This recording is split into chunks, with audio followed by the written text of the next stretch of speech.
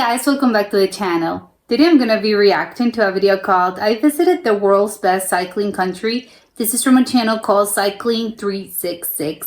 I think I don't know which country it's gonna be, but I'm gonna take a wild guess and say it's the Netherlands because they're world renowned for being the best at cycling, but we'll see. So let's check it out and comment, like and subscribe. This is the best country in the world for cycling, and it's not even close. So which country is it? It's completely flat and it's littered with windmills. So you've probably already guessed, it's the Netherlands. And it's pretty common knowledge that the Netherlands is mad about bikes. Everybody uses them, nearly all the time. People of all ages, little kids ride them to school, and I've noticed that pretty much no one wears a helmet. Imagine feeling so safe that you don't even need to bother with a helmet. So what makes the Netherlands such a good place for cycling? Let's look at the bike lanes. These are pretty much treated like roads. They're signposted, cleared and very smooth. They even have lanes for different directions. A lot of the time they're removed from the road entirely, often with a barrier in between, and they feel I feel kind of silly now because oh my god, this is the first time that I'm realizing yes, it has the opposite, you know, it's marked in one direction and the opposite direction. How come I've never noticed this? Incredibly safe to ride on. You'll see in new developments that cycle lanes are part of the planning. People can ride leisurely, chatting to each other, and there seems to be a real focus on health and well-being. And a lot of the time, I'm wondering if there's two people sort of chatting with each other. No, obviously, if someone's behind you, you would probably go, oh, you can pass me. But it's sort of when a car is going really slow and you have to be like, hey, move, step out of the road. I wonder if that happens with the bike. They run parallel to the main road. I'm in a hurry. You're not forced to go off in random directions. You've got your own dedicated safe space to get where you want to go. There are so many of these across the Netherlands. Dedicated cycle lanes away from the traffic, so you can see why people feel safe doing it. But what about cities or old towns? You can't just add brand new cycle paths there. Well, in the Netherlands, they still prioritise cyclists even in the towns. There's still always dedicated cycle lanes regardless of the wideness of the road. And there's also a lot of rivers and canals, so there's even passenger ferries to transport pedestrians and bikes across the river to save time. It's such an incredible thing to see, and you can tell people are healthier for it. You've probably noticed there aren't any fat people. And the Netherlands thinks about things holistically. Like it's no good just putting a bike lane in somewhere. They have to have the infrastructure to support it. So in the towns and cities, there's dedicated manned cycle parking spaces. You pay €1 or €2 and you have someone to watch over your bikes. So you can truly park your bike and forget about it and go out and do your shopping. Another reason why people enjoy riding their bike around the city, they don't worry about it getting nicked. You'll even find that cyclists have priority at roundabouts at times. There's no stopping and starting, it's a fast, efficient way of getting around. And you can even see on occasion, they are street lit, so you can ride home in the dark in safety. But what about some of the old farm roads that are hundreds of years old? Well, because the road network is so good, a lot of these have been turned into cycle networks. Cars are still allowed on them, but they know that there'll be loads of cyclists there, so they have priority. As a bare minimum, narrow roads have bike lanes on either side, and cars are... I wonder how they do this. Oh, but there's probably signs. Yeah, what happens with tractors and stuff? I think I'd be a little scared. Both going into the bike or, I don't know, driving the tractor. Expected to share the road. One lane for traffic going both ways ensures that everybody shares it fairly. And as a result, people give you lots of space. You don't feel like you're being an inconvenience. It feels, rightly so, that we're all on a level playing field. But that's the bare minimum. Most cycle paths are not. They're away from the roads, they have lanes, they're super smooth, they're very scenic, you have priority, and it means that people of all ages and abilities can enjoy them. Even the parks have dedicated cycle paths, encouraging more people to get outdoors and be healthy. Like here in Amsterdam, there's even a free outdoor swimming pool where they check the water quality daily to make sure it's safe for swimmers. It just feels like the country wants you to be outside and be healthy. Imagine living next to a cycle path like this. You can get straight out on your bike and ride safely without any cars from A to B, and use your bike as if you would a car, running daily journeys, commuting to and from work, and getting out with your family and just enjoying it. Looks lovely, although with the rain, I don't know how lovely it looks. In a safe way. This is what every country in the world should be aspiring to. Prioritize walking and cycling. People live longer, they're happier, healthier, and I'd wager they'd even be happier paying more tax and supporting the economy, knowing that they are being looked after. Of course. So there you go, the Netherlands, the best place in the world for cycling. In my opinion, by a country mile. It's absolutely fantastic, and I would urge you to go and ride your bike there. Even if you don't like cycling that much, you need to go and see how it's done, because over there they have got it sorted. In the UK where I live, people are petrified about going on their bike. They're worried they're going to get knocked off by a car, and under no circumstances would they take their tiny children out on the bikes with them for that exact same reason. But over in the Netherlands, it's the done thing to do. It's an absolutely fantastic place for cycling, and we can learn a lot from that. Yeah, I was thinking something very important. I don't think anyone would argue that the Netherlands is not sort of the best out of the best. I don't know, the top of the creme of the creme out of cycling sort of places. But I was thinking something quite important throughout this video that I actually hadn't thought of. Because I know in Europe all the cities, or most of the cities, are incredibly old, and I know because the infrastructure, it's been around for so many years, you can't, and that explains, I think, why the roads I think everywhere basically all the roads are so incredibly they're incredibly narrow, they're very small, and it's because you can't sort of you can't change this because all the roads have been around since, I don't know, 1,000 years, 800 years.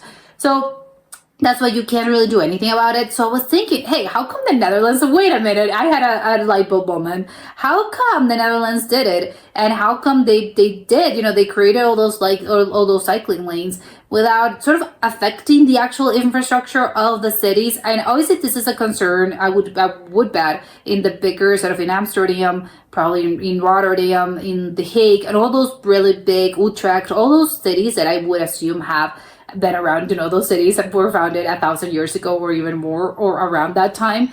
I think all those farmlands, I think it's a little bit easier, or would be a little bit easier to sort of, to make something new. We're going to make, a parallel cycling lane that runs throughout the whole sort of, the whole actual main road. Although I know that I would bet they don't actually do this, because that would be my non-cycling brain thinking, and it would be, oh yeah, just run it parallel. But I think obviously because they're quite smart, they're probably thinking, no, we're going to make, the best. It's not necessarily, when you're going by bike, there's probably some ways that you can get around a little bit better, so it doesn't necessarily have to run parallel to the main road. And there are some, I don't know, there's going to be another road, a cycling lane that takes you, you have to turn left here. It's going to, the end result is going to be the same, but I don't know, maybe it's not just, oh, you run it parallel to the main road. That's probably not, I don't know if it's feasible, but maybe it's not really how it's done, just because it's more efficient to do so in other ways. And also I would bet, because the idea that I believe in the Netherlands, that's really the case. I don't know if throughout the whole country, but I would bet it is.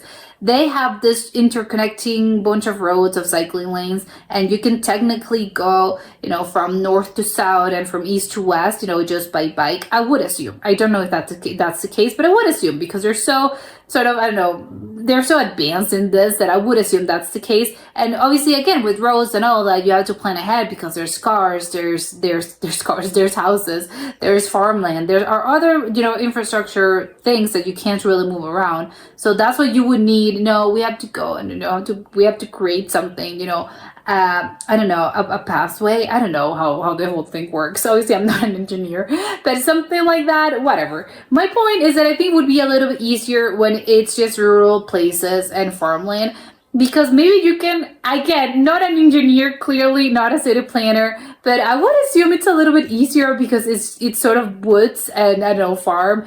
And you can maybe take out maybe I don't know, how much is this? 1 feet, 2 feet? Probably it's a little bit more than this, whatever. But it's just a little tiny space that you could feasibly, build a cycling lane there. But with cities, the actual city that is there, we can't take down the building. We can't sort of make the road a little bit bigger. So how exactly did they did that? Because I know in Amsterdam and in all those big cities, they have really good cycling lanes. So I'm wondering how exactly they were able to build this in cities that were so incredibly old, and that you can't really, you couldn't really do anything to, I don't know, make them a little bit wider, or, we have to build a cycling lane that interconnects this whole city, but we can't tear down any buildings because the buildings are super old. Maybe there were some buildings that were able to again, I wouldn't want to be the engineer or whatever who was in charge of this, because it seems like such a hard job. It's, how many, tell me what we can't, we can't turn down, we can't tell, you can't turn this apart.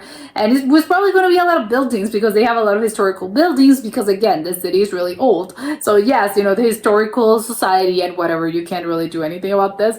So it's really interesting to me how exactly they managed to do this. I don't know, I've never thought of this. I think the Netherlands is such a synonym to me. And so, oh yeah, when I think of the Netherlands, I think of bikes that, and I think they've always been around here. Oh yes, all those beautiful, incredible cycling lanes and all those pieces of infrastructure. I think because they're so incredibly, they're well built and everything seems so seamless, that I kind of believe that, part of me kind of never stopped and start thinking, and never actually thought of this. Just because, again, everything seems such a given. I think I've taken this for granted. I never actually stopped to think, hey, exactly how on earth did they did this? I know that probably at some point in history, they had to have, they made the switch to be, hey, we're going to start using, we're going to start prioritizing cycling lanes and bikes. But how the technical thing was done, I never thought of this, which I think speaks very highly of Dutch engineering and Dutch infrastructure, because everything seems so seamless that I would bet, it's always been around. But no, if you actually stop and take a second to actually think this through, of course this hasn't been around. The roads have been around for years, but the cycling lanes and all that, they're quite recent. I don't know how recent, but I would bet, again, last 50 years or something. I don't know, maybe a little bit more. But my point is that it wasn't, it wasn't always there. We haven't been, it wasn't as if in the 1700s they were, or cycling, give me my bike, I'm cycling over to, I don't know, the mining business. I don't know what people were doing in the 1700s in the Netherlands. But yeah, I think it's incredible, and it speaks really, really highly about the country's sort of capacity to incorporate all of this. And I agree with him, with the guy saying, hey, I think everyone should learn from this. And yes, but I think, again, in theory, it sounds great. But now that I'm actually thinking about this and how hard it must have been for Dutch people to build this system, it's going to take quite a feat. And I know that that's not even getting into the whole, we have to, think about, the city, as we're gonna have to, it's sort of a puzzle, and we have to take it apart and then kind of build it together to actually make, the cycling lane sort of fit in what city, we're trying to build this. I think it would have to be something like this. I mean, I'm not saying it's impossible, but I think in a lot of cities, I think you would have to be like this. It's not necessarily, let's just run it parallel to, to the road, as I was saying, because no, you have to be a little bit more smarter than this. And that's because, like he said, a lot of places, I think he mentioned, I don't know if it was London, he said UK, but I'm not sure if it was London, that, a lot of cities do this, and a lot of, I think, places do this. They put a cycling lane parallel to the road and to where the cars are, and they call it a day, and they say, yeah, great, use your bike. It's not really how it works. You really have to change the culture. You have to, the drivers have to learn. You as a cyclist have to learn. Pedestrians have to learn. It's sort of a cycling education sort of cycle that has to go, that you actually have to focus on. It's not much as, there's the lane, grab your bike and go.